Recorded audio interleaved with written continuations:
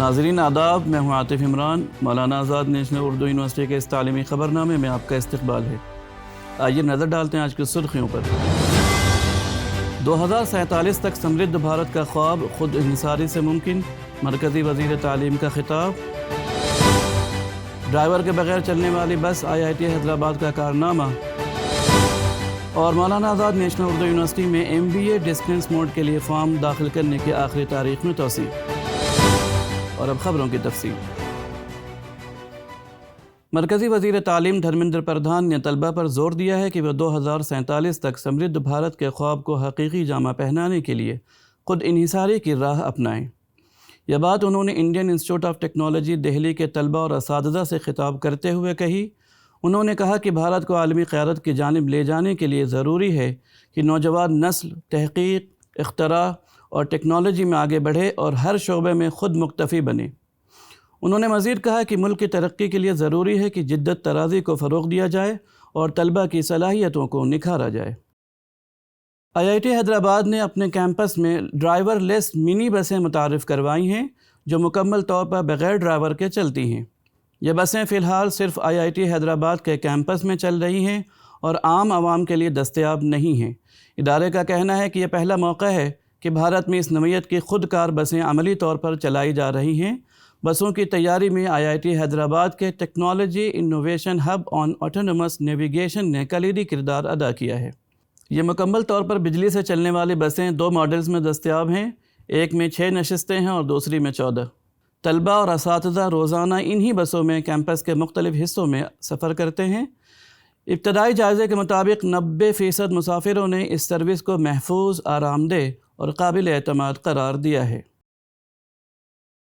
University grants commission نے ایک اہم فیصلہ لیا ہے کہ تعلیمی سال 2025-26 سے ہیلتھ کیئر اور متعلقہ مضامین کے آن لائن اور ڈسٹنس لرننگ پروگرام بند کر دیے جائیں گے۔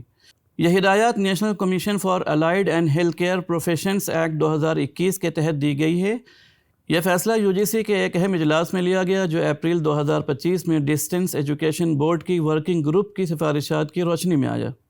اس پابندی کا اطلاق psychology, micro biology, food and nutrition science, bio technology, clinical nutrition and dietetics جیسے متعلقہ شعبوں پر ہوگا۔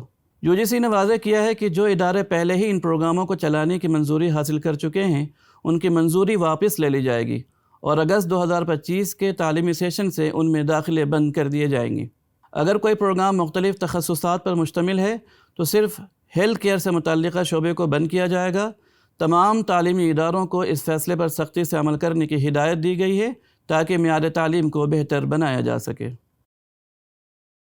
مولانا آزاد نیشنل اردو یونیورسٹی نے مدرسہ کنیکٹ پروگرام کا آغاز کیا ہے جس کا مقصد اردو بولنے والے مدرسے کے طلبہ کو انگریزی زبان میں مہارت دے کر انہیں جدید تعلیم کے مرکزی دھارے سے جوڑنا ہے۔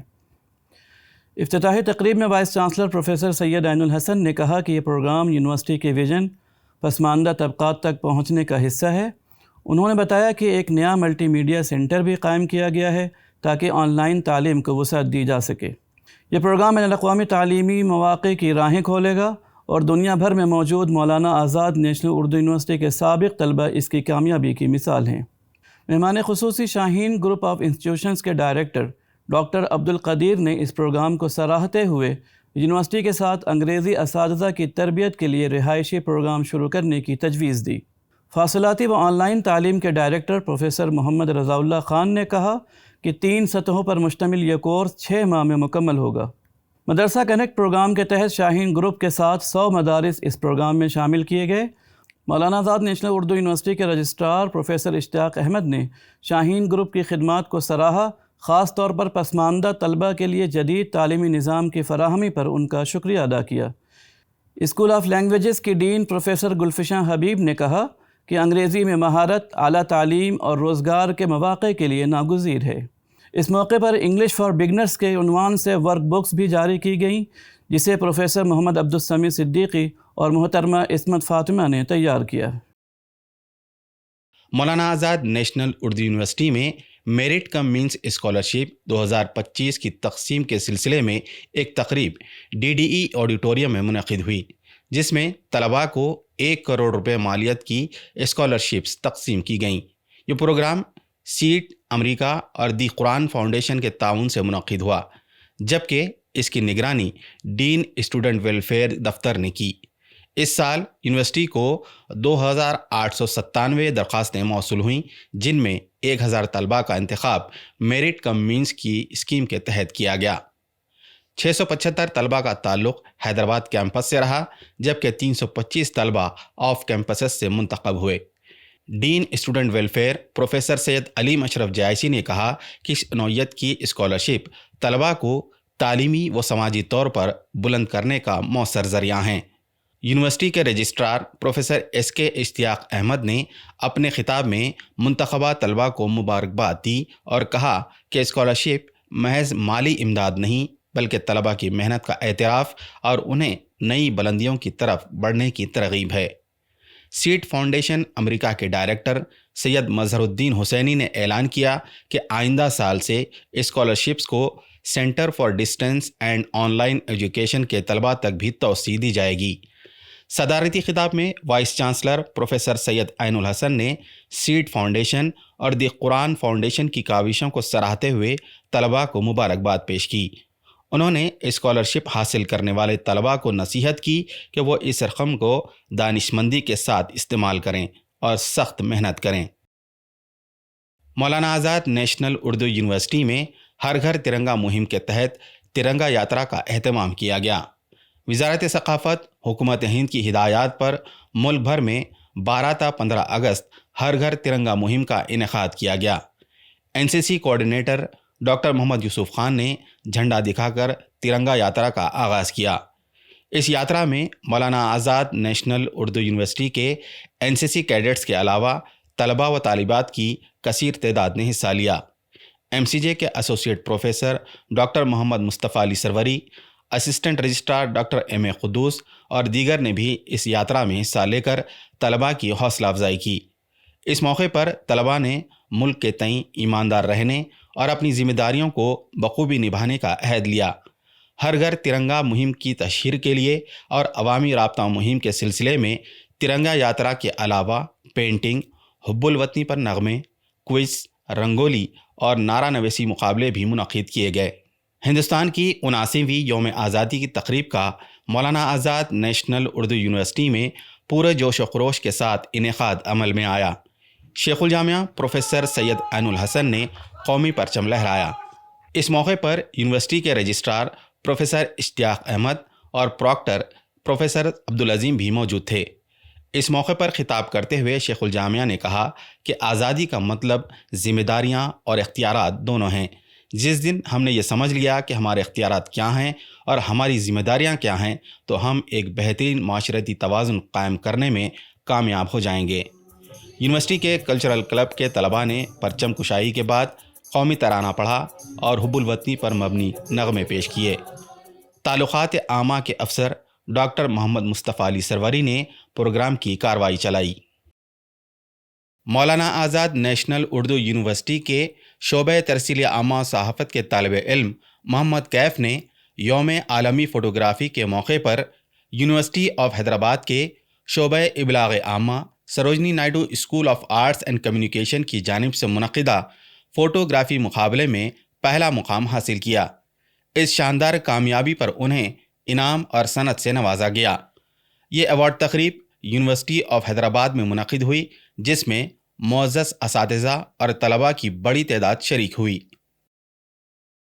مرکز برائے فاصلاتی و آن لائن تعلیم مولانا آزاد نیشنل اردو یونیورسٹی میں انٹرنس ٹیسٹ پر مبنی کورسز MBA و B.Ed کے لیے درخواستیں داخل کرنے کی آخری تاریخ میں 17 سپٹمبر 2025 تک توسیع کی گئی ہے، جبکہ دیگر کورسز کی تاریخ میں 3 اکتوبر تک توسیع کا اعلان کیا گیا ہے۔ مرکز کے ڈائریکٹر پروفیسر محمد رضا اللہ خان کے مطابق MBA اور B.Ed کا انٹرنس ٹیسٹ 28 سپتمبر کو منعقد ہوگا۔ میرٹ پر مبنی فاصلاتی کورسز میں اس سال شروع کیے گئے BA آنرز، BCom آنرز اور BSc آنرز کے علاوہ MA اردو، ہندی، انگریزی، عربی، تاریخ، Islamic studies, diploma in Urdu, journalism and mass communication, teach English, early childhood care and education, school leadership and management, employability skills اور سرٹیفکیٹ کورس میں functional English and proficiency in Urdu through English شامل ہیں۔ مزید معلومات نئی دہلی، کولکتہ، بنگلور، ممبئی، پٹنہ، دربھنگا، سری نگر، رانچی، امراوتی، حیدرآباد، جموں، نوح، وارانسی اور لکھنؤ میں واقع یونیورسٹی کے ریجنل، سب ریجنل سینٹر سے بھی حاصل کر سکتے ہیں۔